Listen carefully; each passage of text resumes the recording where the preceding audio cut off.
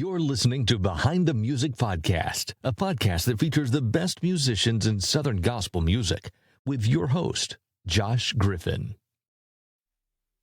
Hello, everyone. Thanks for joining us. This is episode 9 of Behind the Music Podcast with our special guest today, Mr. Randy Miller. Randy, it's good to have you on here. Thank you for joining us, sir. My brother, it is so good to be here. Looking forward to having a great conversation with you. Yes, sir. Thank you, sir. Yeah, man. Randy, if you don't mind, we'll start off. Just give us a little brief introduction of yourself for people that may not be familiar or people that may have heard the name Randy Miller and hadn't heard it in a while, but just go ahead, please, sir. Well, they probably saw me on America's Most Unwanted. I was on episode 31 of that. But no, I served my tenure with the Kingsmen back in the 90s. It was the very first part of 93 on into 99 is when I left them out. Left there and played as a soloist for years, for about 9 years. And then my wife came along and started traveling with me, and she's been with me ever since then. So she's been traveling with me for 16 years now. Okay. So quite a long while. That's right. And I think you said from 93 to 99, and I meant to have this pulled up, and I apologize, but let me do that right quick, because I was going to look see how many albums, because mostly when you was there, you was featured on like at least one song on the albums, correct? Yeah. Just when we did a mainline album, I sang one song on it. So right. And some of the bigger songs, I think, Some Things Never Change. Yeah. I Believe I'll Go On, which was your last one, I guess, in 99 with Shelter. By the Way of the Cross. Yeah, I think that was the last one that I did, which was, I believe Squire Parsons wrote that song. Okay.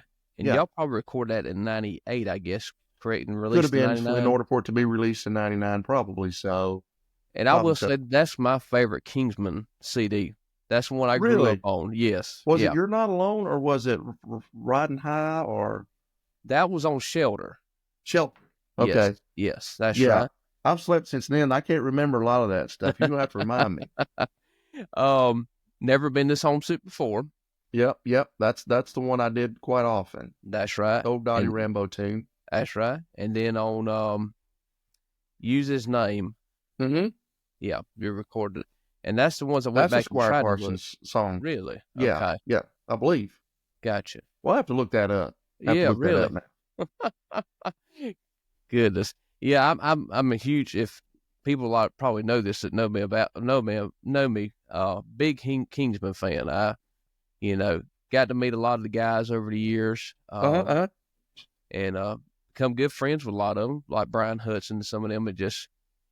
They've been so nice to me, and you as well. But just got to meet them and just love the Kingsmen, and their songs, Great bunch of guys. I was very blessed and fortunate to be able to serve out a tenure with them. It was a total God thing. Because to be honest with you, I knew Wisher were here. Yeah. But other than that, I didn't really like the Kingsmen. I mean, I didn't listen to quartet music. That was it's my listening preferences. I listened to a lot of black gospel. And if I was listening to any kind of like Southern in that genre, I listened to country gospel, like the Hensons, or the Freemans, I think the Cooks. Back then, like when it was quartet music, I'm like, that's like for old people. So that was my whole thought process behind it. And then after getting delved off into it, then you start to learn and really appreciate the music. That's right. Speaking of that, how did you become acquainted or join the Kingsmen? Was there audition or anything like that, or if you don't mind? So there's a friend of mine. Who's gone on to be with the Lord now. His name was Charles Story. He was a politician in our area. He knew Eldridge, and Charles was a great baritone singer, phenomenal baritone singer. And in the past, Eldridge tried to hire him, but Charles had his career in politics and all, so it didn't make sense for him to go out on the road to do that. But anyway, so when Gary Dillard left the Kingsmen, they were looking for someone, and then Charles called me. He says, "Look," no, he didn't call me. I was taking a lunch break. I worked in the cabinet shop with my father. We built kitchen cabinets, and we went to this little steakhouse, and Charles happened to be there. He's like, "Hey, He said, "What are you playing music now?" I was like, "Yeah." It's the group I was with called the Galileans. Okay. Even though we were part time, we were still doing about 5 days a week. This was back in the '80s when there was a singing, especially in Alabama. You could kick a Yeah. rock over, and there was a concert like in Georgia. Right. Back in the Yeah. '80s, you kick a rock over, there's a group and there's a singing going on. So we're going pretty much. And I was putting myself through college, working 3 jobs at the time. He says, but there's this group. He said there's this group looking for a player, a musician. And he said, would you be interested? I'm like, possible. I mean, that's fine. He's like, do you mind if I pass your number over? I'm like, yeah, sure. He said, it's a group called the Kingsmen. Do you know them? I'm like, that's wish you were here, right? He's like, yeah. I said, yeah, have him call me. So the next day I got a call. I was working at a body shop. I went from Dad's cabinet. Like I said, I was working 3 different jobs, right? Right. So at this time I was at the body shop I was painting cars. And Elder, I got on the phone with Elder, says, hey son, this is Elder Fox with the Kingsmen. So we get into conversation, says, what all do you play? And I told him, I play Telecaster. I'm a harmonica player and I play dobro. So they didn't know I sang. And so when I went, they wouldn't hire me to sing. That's not what I was going for. So he's like, we're going to leave out on Wednesday. This was Monday that he called. He said, we're going to leave out on Wednesday, go down to Panama City. Said it's a short run. We're going to do Panama City, and then we go up to, oh goodness, it's Columbia, South Carolina. So it's just a 2-day run. And would you like to come out and just kind of try out? I'm like, sure. So I didn't audition for them. My auditioning was playing that night. So we're going up the road, and Jim Hamill comes out the back. I didn't know who he was. He had his old white tank top shirt on, had holes in it. Yeah. He had his boxers on and black socks up to his knees. And I'm like, what have I gotten myself into? Yeah. So it's like, hey son, I was an early riser at the time, it was when I was working. So I was up before everybody else is up. Because, musicians, you normally get up to the crack of noon, right? Yep. But I was already up. He said, hey, son, come up here. We'll talk to you. I'm like, yes, sir. So I get up there. He says, what all do you play? I tell him. And he says, do you sing? I'm like, I sing a little bit. And he says, what songs you know? I named off a couple songs. And no, I said, I know, never been in song singing. He said, oh, that's a good one. He said, you're going to sing that one tonight. Again, I was being hired to be a musician, not a singer.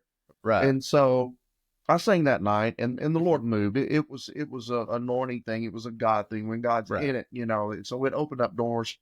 People were just excited, and it was that night I was hired from night one. So, but it was just it was God's will, I guess you could say.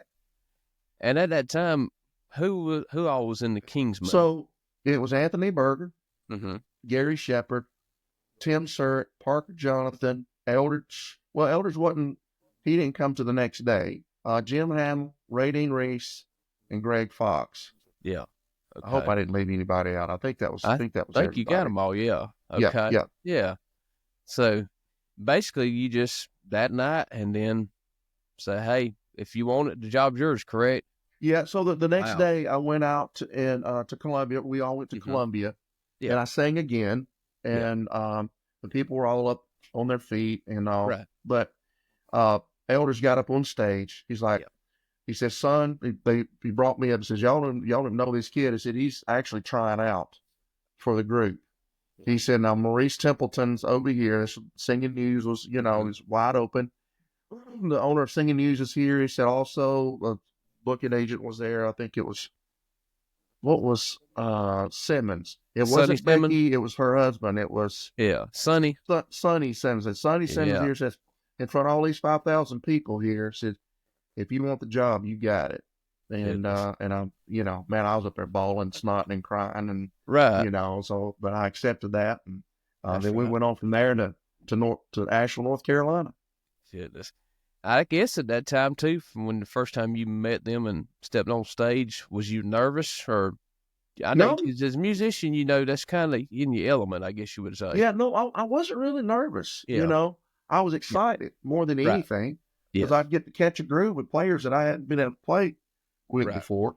No, Yeah. I've heard after that they called me, I started listening to some Kingsmen stuff because I needed to Yeah. familiarize myself Right. with it. So I was listening, and I listened to Anthony Berger Yeah. play because did that meddling thing, and I was Yes. just Yeah. excited just to be able to play with these guys because they were great players. Even though the group that I came from was a series of we were more conscious of our playing Right. than our Yeah. singing.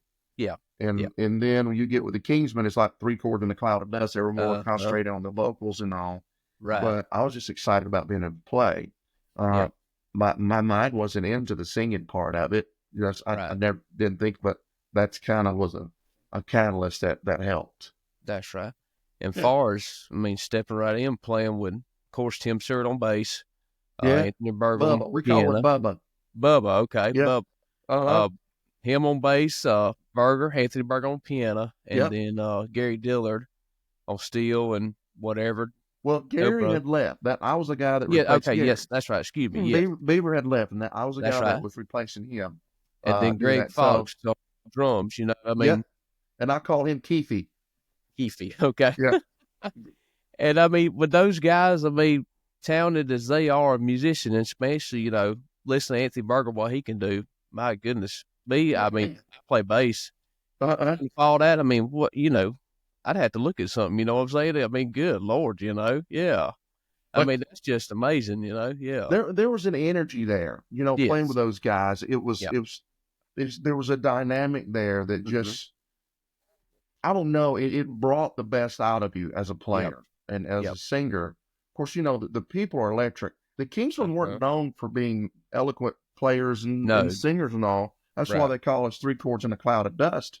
It Yeah. was about the energy that came in. Of course, Yep. Ham was, I think, unmatched by anybody in his Yeah. emceeing abilities, and he could just capture an audience.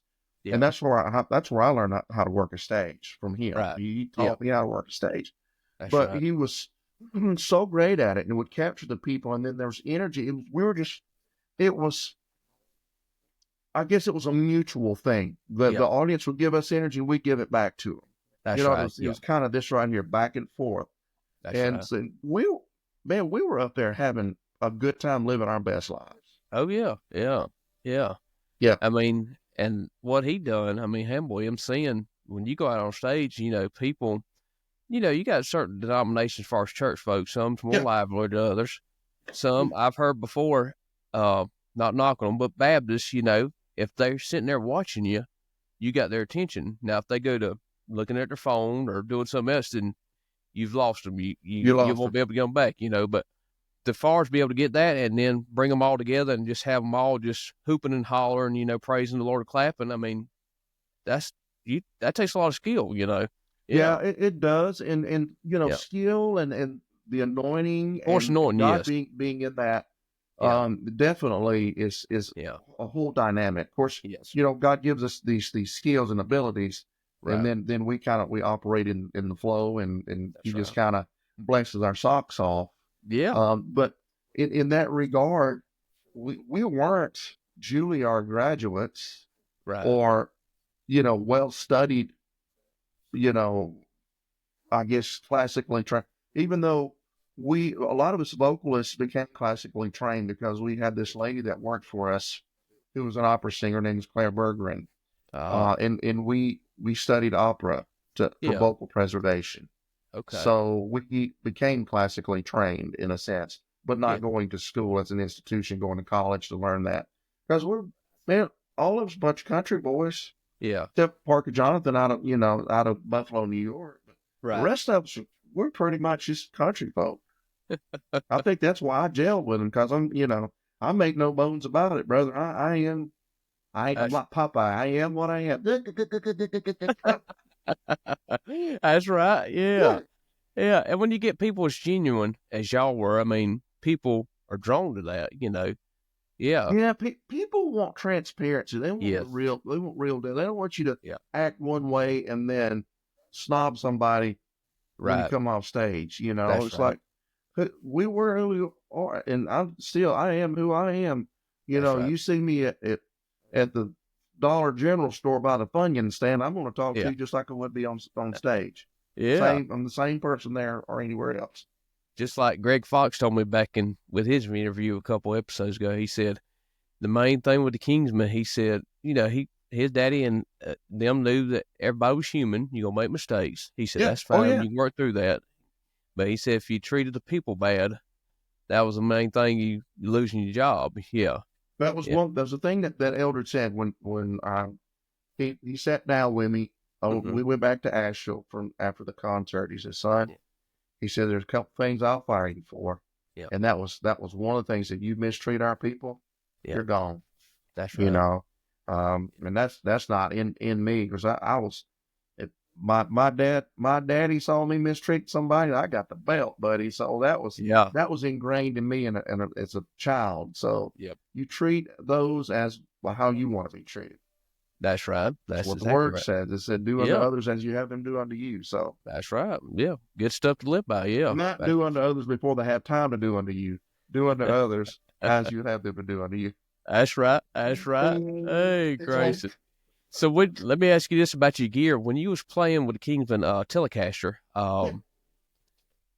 I think did you play a right hand? Are you naturally left-handed, playing left-handed? So, this guitar is strung up right-handed. Right.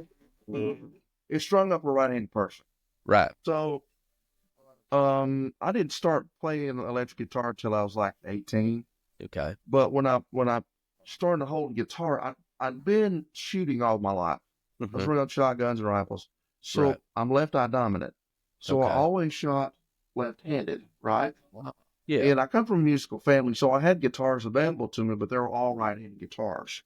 Yes. So when I started to learn to play, the chicken, I was really into chicken picking. Yes. Like Ricky Skaggs and Vince Gill. Yeah. And that, I'm gonna ride that kind of stuff, Yeah.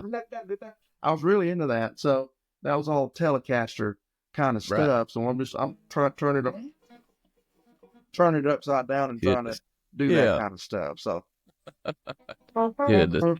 And with the Telecaster, did you play mostly in the bridge pickup? Yeah. Most of the time it's bridge, unless it was, some kind of slow thing or like a jazz kind of thing, and I knock it up to the neck position. Right. But most of the time goodness.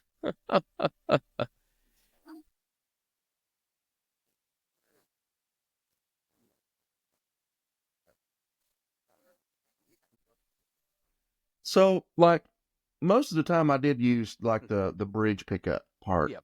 Because it was all about, back then it was about chicken picking, and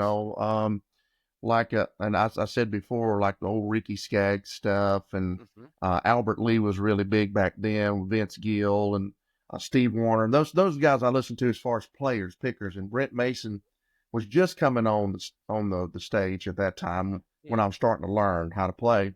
But if it was like real jazzy, or if it was a slow tune, I'd click it up to the neck position. Yeah. I think back then, when I first started with the Kingsmen, I was carrying a PV Course Classic 212. Okay. With an MXR Dynacup. I didn't have much. I didn't know. I mean, I'd only been playing guitar like 9 months when I went with the Kingsmen. I just started guitar. Right. So I didn't know anything about gear and that kind of stuff. And now my knowledge has kind of increased as being on the road and being around other players. Yeah.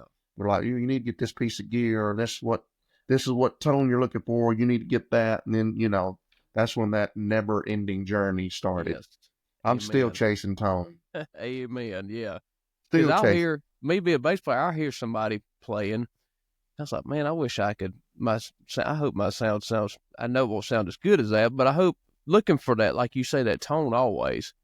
And I don't know how many amps I've went through over the years. Mark bass amp, Fender bass amp, and finally stuck on Ampeg right now, but I'm still always looking, and of course buying some pedals. I got old 2001 Boss OC2 octave pedal the other day.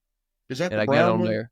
Yes, the brown one. It's made in Indonesia, not the Japanese one. They talk them are $high ones. So I found it on Reverb the other day. A guy in California. I said, yeah, let me get that, and then do a Ledger Harmonics Holy Grail reverb, just a little bit of reverb on bass. And of course, to a compressor, a EBS compressor, bass compressor, and there's a tube pedal. A pedal that's got one tube built in it. That's made by Night Owl by Edison Preamps, a little small company, but yeah, like you say, always looking for trying to get Looking that for tone. that tone. Yeah. Well, you know, being around all the players that I've been able to be around, a lot of the bass players that I play with, like Mark Fain and other session guys, Duncan Mullins, they'll have a Neve mic pre. Yes. And they'll plug that Neve into a compressor, and that's about it as far as their. Of course, you know, they've got an old Fender back in the 70s or 60s or whatever. Right. And then they crank it, and they crank that Neve up on the pre-side, push that transformer to get that saturation that they're looking for. Yes. Push it out, hit that compressor hard. Yeah. And it's a LA2A compressor is what they usually, which is a tube compressor. You get your tube's tone. Yeah. Hit the pre-side of that tube on the LA2A, get it bumping that needle, bumping about 4 dB out of there, and just getting that nice little tone, and then slapping it on tape. That's right. Goodness. And like you say, you probably using an old Fender like a P bass or a J bass or something like that, probably. Oh yeah, I've got an old actually belonged to Sherri's mama. She played bass in Kenny Park Trio. Okay. And it's 1970 P bass. And I play it on, if I'm doing sessions, if I'm playing bass on a session or whatever, that'll be the bass I go to. And I've got one P bass now. I've had two. Back my first Fender, I actually, believe it or not, I'm a big Kingsmen fan, but I skipped the Kingsmen concert. The Kingsmen were 30 minutes away from me in Douglas, Georgia, performing one night. And I met up with a guy on Facebook. I had gotten a Squire Classic Vibe Telecaster that I got for somebody. Yeah. White body that you could see the wood grain. And then I put a brown tortoise pick guard on there. And I don't know why I got one. I started playing bass, and I don't know why I got it, but I did because I wanted a Telecaster. Yeah. So I reached. Because you're a musician. Oh, yeah. That's right. Thinking I was going to learn to play, but but no. I've got 33 guitars right now. So I had on Facebook for sale, and matter of fact, there was a guy, he played in a band, and it was playing at the VFW in Cordele, about an hour north of here. So I skipped down on a Kingsman concert, go trade that Squire Classic Vibe Telecaster for a 2001 Made in Mexico Fender P bass.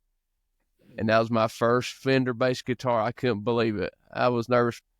But I skipped out on a Kingsman concert, and they was like, "You really gonna skip the Kingsman?" I said, "Well, I hate to do it. If I could be at two places at one time, I'd do it, but I can't." So I said, "I got to do it." Man's got to do what man's got to do. Yeah. So I ended up selling that bass, and just recently, this past year, up in Macon at the Guitar Center in Macon, Georgia, got a used black 1996 Mexican-made P bass. It had the black Fender label on it. Them were they say kind of rare. They said, supposedly on the internet, they're building Mexico, but everything was made over here. The electronics and all was shipped down there. I don't know. What? But it didn't come with original pickups, so I put Lindy Fralin P bass pickups in it. Yeah. Lindy makes some great wine. You know, my very first set of harmonicas came out of Macon, Georgia, from Bib Music. Okay. I don't know if you remember Bib Music. That was back in the 80s.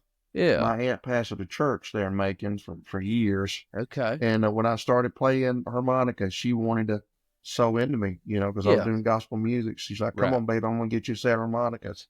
Yeah. So she did that, and she bought me that PV Chorus Classic 212. So I could play my harmonica through it. Okay, yeah. Because I didn't use a guitar amp for guitar. I mean, I didn't start playing guitar the way on down the line. Right. But I always used that she bought me a PV mic. Then have your mic cable. I had the little switch. You turn it on and off, right? Yeah. And I had a PV reverb pedal and went into a PV amp, and that's what I used to play my harp and stuff with. And they would mic the amp up, but out of Macon, Georgia. Yeah. When you were talking about that classic vibe, I bought a classic vibe Stratocaster. Okay. This classic vibe 70s. I was heading out to do a conference last year. In fact, we're leaving out Sunday to do the same conference. Okay. In Texarkana. It's called the Act 6-2 conference. There's probably 4,000 or 5,000 people out there. It's a nice conference. Yeah. But Sherri wanted to get her nails done. And it just so happened she was getting her nails done right beside the Guitar Center. So Oh, I'm like, oh, thank you, Jesus. So I went into the Guitar Center and just kind of looking around. This was in maybe Jackson, Tennessee, or Jackson, Mississippi, I think. And I'm just messing around with guitars, and I picked that guitar up. yeah. I mean, I got all kinds of guitars, but that neck Uh-huh. spoke to me. It didn't, nothing, anything else about the guitar, but the neck, when I put my hand on it, Yeah. it felt it just fit my hand. Like Right. it felt like it loved me. You know, Yeah. sometimes you can go through all kinds of guitars and nothing really speaks to you. And then there's that one. Oh, yeah. And I bought that guitar, and I'm going to take it back down, but I put new pickups in it. I put another nut on it, done fret work, you know, to make it where it's the guitar that I want. And Oh, yeah. that's the guitar I take on the road right now. Yeah. The classic Vibe Stratocaster. It's blue. It's got a ding on the back of it. Yeah. But I still have my brown tally when I play with the Kingsmen. Yeah. You know, that guitar will never go, because that was my graduation present for my mom and dad for graduating high school. They were so proud of me because they didn't think I was ever going to do it. Speaking of that guitar, do you remember what amp you might have used when you was with the Kingsmen? Well, I did use, of course, Classic 212 to start out with. Okay. Yeah. Then I went from there to a Fender Deluxe. Mm-hmm. No, I went from that to a Fender Twin reverb. Okay. Yeah.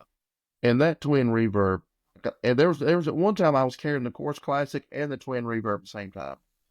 Okay. That's when I had people that would unload equipment for you and help you set everything up. That's right. Now, when I had to start doing it by myself and all that stuff I sold it, you know. And then I went from those 2 amps to a Fender Deluxe. Because that was kind of getting on up into my Kingsman era. Yeah. That's when Brent Mason was really taking off. So that I was chasing that deluxe tone. Right. Dynacomp. Yeah. MXR Dynacomp with a little delay, a slap delay into a Fender Deluxe. That was kind of that was that. Right.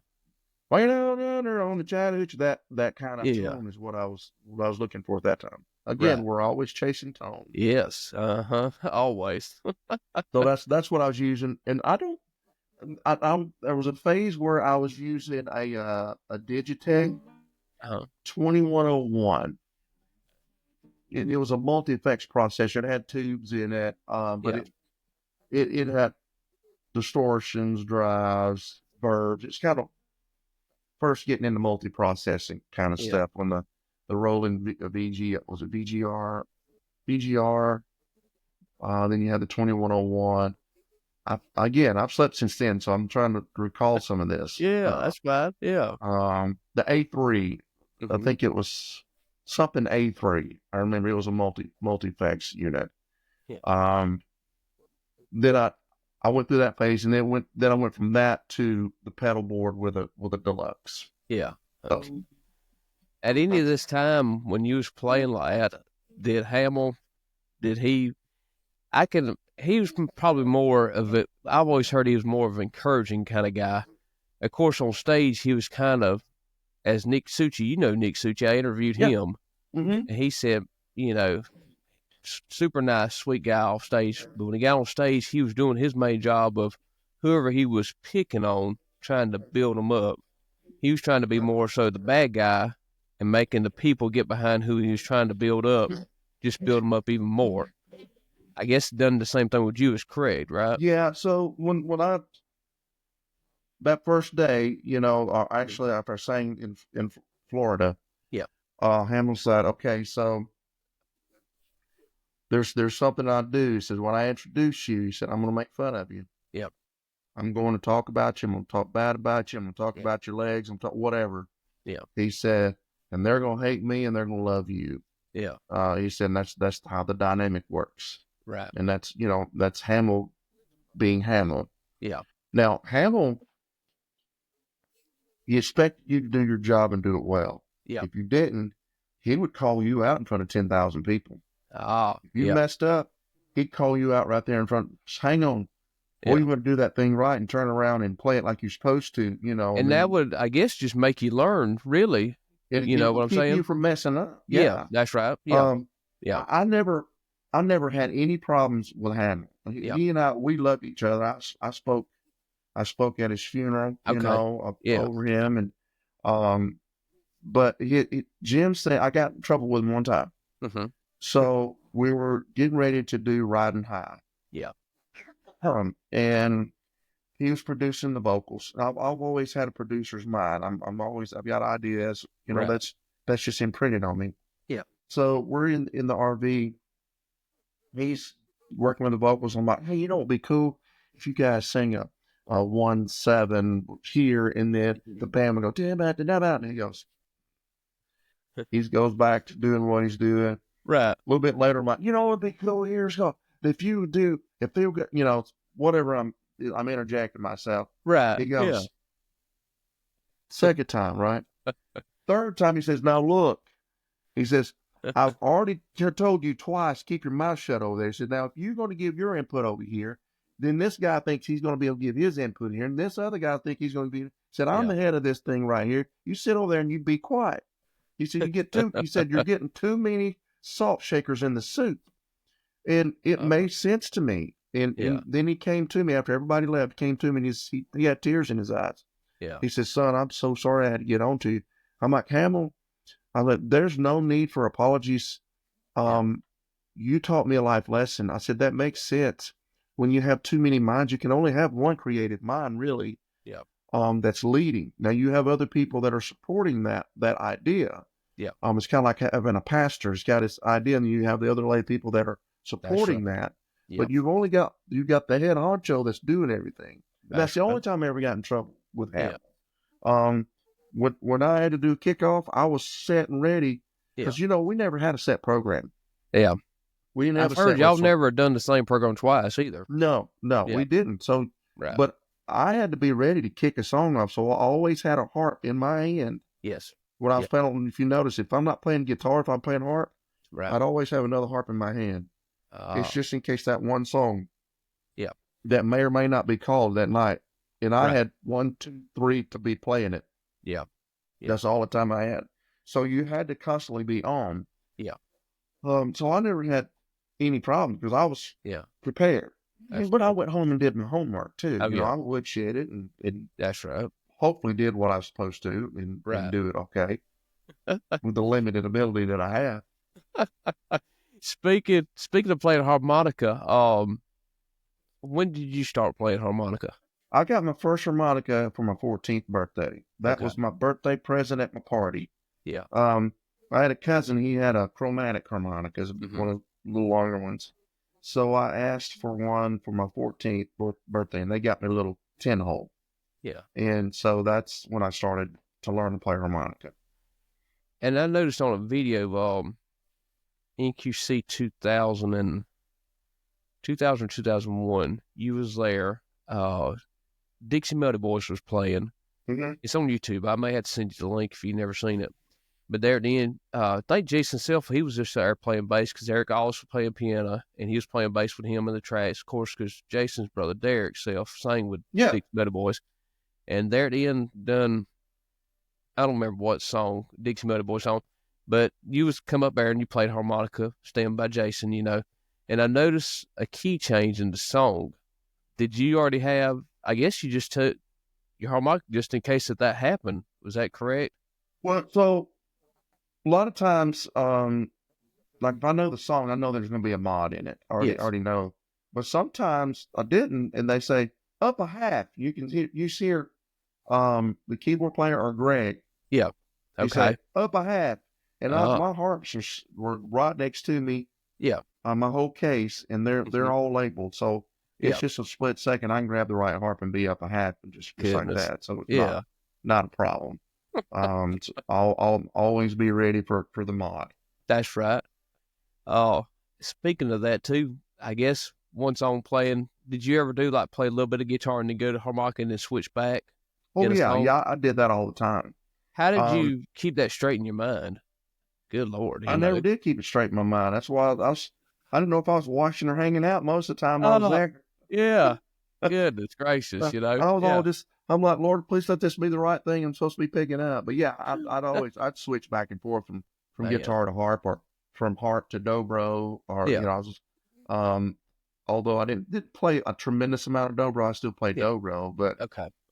so whatever, most of the time I'm switching from harp to guitar. Man. People that, do that kind of stuff, I think they're just super intelligent. Good Lord, man. Sometimes you can get a little confusing. Yeah. I mentioned somebody at the Luke Vault. I interviewed him not too long ago about it. I said, good Lord, y'all some smart people. Just go from piano to guitar. I'm not actually playing guitar, and then go from that to mandolin or band. Good Lord, no, I couldn't. So the first night I was with the Kingsmen, we were doing some kind of fast song, and Hamill told me to get on the piano and play. Because Anthony went somewhere, was playing bass or whatever. He points at me and says, "Go to the piano," and it was like, I mean, I play piano as well, Yeah, but goodness. I played more like the Jerry Lee Lewis kind of Yeah. stuff and country, that kind of thing. Yeah. I didn't play the Anthony, that kind of stuff. I'm Right. like bang, bang, bang, bang, bang, bang, bang, bang, bang, bang. But man, that night in Florida, he threw me to I guess you're just seeing prod me where what all can he do? That's right. Yeah. And that's so. But he threw me under the bus. My goodness. Was there a time you had to step in and fill in and sing like a whole program for or it takes place? Yeah. There's multiple times that like if like Chris was sick, I had to cover him for a few days. Yeah. I had to cover the baritone part for a couple of days. I've sang every part on stage except bass. Okay. I couldn't go that low. Yeah. But lead, tenor, and baritone, there were nights that I had to do the whole program because somebody was sick. Imagine that blend. You on tenor, Brian Hudson on lead, Parker on baritone, and Ray on bass. Goodness, that sounds pretty good. Yeah. It was fun. My voice is back then. I could do an F sharp above high C, but it's not sustained. I mean, I'm a lead singer. I'm not a second tenor. Yeah. But there's time I had to do it. Wow. Goodness gracious. Oh, mercy. Randy, if you don't mind, tell us about your current ministry, if you don't mind, please, sir. Yeah. Well, my wife and I, we still travel. We travel over 48. We've cut way back. We do about maybe 120 days a year, 130 days a year. I speak as well. We do revivals, we sing. Of course, naturally sing. There's always going to be music, but I've stepped more into the role of speaking. And we do a lot of revivals and stuff like that, or conferences. Right. But we still go up into Canada. I go down to Mexico, Bahamas. But all over the place still. We still travel, quite extensively. Yeah. Not as near as much as we used to. Of course, we're associate pastors in Chattanooga, Tennessee, of a church called Metro Tabernacle. So we're involved there as well. Right. I have the studios and have another little business that I do as well. Some people work for me, so I've got my hands in a lot of different things. Right. But yet we still 120 days a year, that's still going quite a bit for old people like us. And speaking of your wife as well, was speaking about it, I mentioned it before. Did you just say speaking about old people and talking? Did you segue into my wife? No, not hardly. No, not hardly. Now I'm crazy and I ain't got good sense, but I got a little bit of good sense. Before we started recording, speak about your wife's connection to Southern gospel music as well. Yeah. So, she traveled with her mother and her father, which was called the Kenny Parker Trio. They traveled back in the 70s and 80s. Her father played piano for the Rambos. And in fact, Sherri took her first steps on the Rambos bus. Her mother traveled with them as well. So at 3 years old, the Rambos would get her out and she would sing. Sherri would sing on stage Yeah. with them. There's an album called Tiny. Mm-hmm. And there's this little girl with Dottie who's got these little curls all in her hair, looking up at Dottie, and that's my wife Sherri. She's on that album as well. So, but yeah, that's her. She's she's very well traveled, and knows a lot about Southern gospel. Yeah, and you mentioned the Rambos. Of course, we talked about it earlier. You singing "Never Been This Homesick Before." Oh, and yeah. then I guess my favorite song by the Rambos, "Sailing Toward Home." That's your favorite? Oh, yeah. I guess Paid in Full made it real big back years ago, the trio out of Mississippi. But I think the Kingsmen recorded back in the 70s too. But yeah, that's my favorite Rambo song. Yeah. Oh, she wrote so many great songs. Dottie did. She's just, her pen just, I mean, as soon as it touched paper, something magical came out of it. That's right. Yes, sir. Mr. Randy, if you don't mind, let's end it up on a good Kingsman road story, a good funny one, if you don't mind, please, if you can think of one off the top of your head. So there was this guy, his name was Twiggy, and Twiggy come out to I think his name is Twiggy. I can't remember what his. I'll have to ask Tim Surratt. This guy used to come out to see us in ORU, right? Mm-hmm. We used to work at Oral Roberts University, and so we asked this guy decided he was going to climb up under the bus. Now Gary Shepard was traveling at the time. Now we all had our different bays that we had to load ourselves, right? Okay. Gary was in charge of one of the bays that had product. We called the guys that ran product because they had to run. That product was light. We called them SBB, Sissy Product Boys, because they didn't have to carry the heavy speakers and amps. Yeah. So anyway, this guy, they put him up under the bus and they closed the door. Mm-hmm. Now the bus was pulled in a dark spot. So you see Gary Shepard coming down with these hand trucks coming down, and all you can see was a silhouette.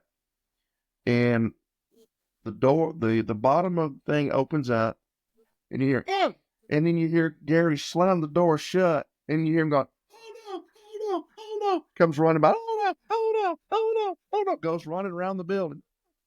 "Oh no!" Comes back running back around. The guy was leaned up against the door. They put him in there. He didn't realize his weight was, so he was falling out, trying to grab whatever he could. Yeah. And to Gary, it looks like somebody coming out and trying to grab him. So there's a lot of different stories like that. Goodness. And Brian told me about, they nicknamed you Doggy. Yep. And talk about when they go to wherever to sing, or before that, get a hotel room, everybody shower. And he said y'all would have wrestling matches in the hotel room as well. Oh, man, I'd be like Ric Flair or Dusty Rhodes and the American Dream, Dusty Rhodes, Jimmy Superfly Snuka, all those guys. Probably naming off a lot of people nobody knows. Yeah, I know them. Yeah, man, we get out because we watch wrestling. Yeah. That's something that we love. Again, we're down here in the South, right? Yeah, that's and right. Yeah. You know how if you're going to a country church? How's that? When somebody puts a professional wrestler on the prayer list, y'all need to pray for Dusty Rhodes. He's got a belt match with Ric Flair this weekend. Keep him in your prayers. That's right. My grandma, my granny, Betty, I kid her sometimes. I'll be watching the Braves or something, or Georgia Bulldogs. Got a big game coming up.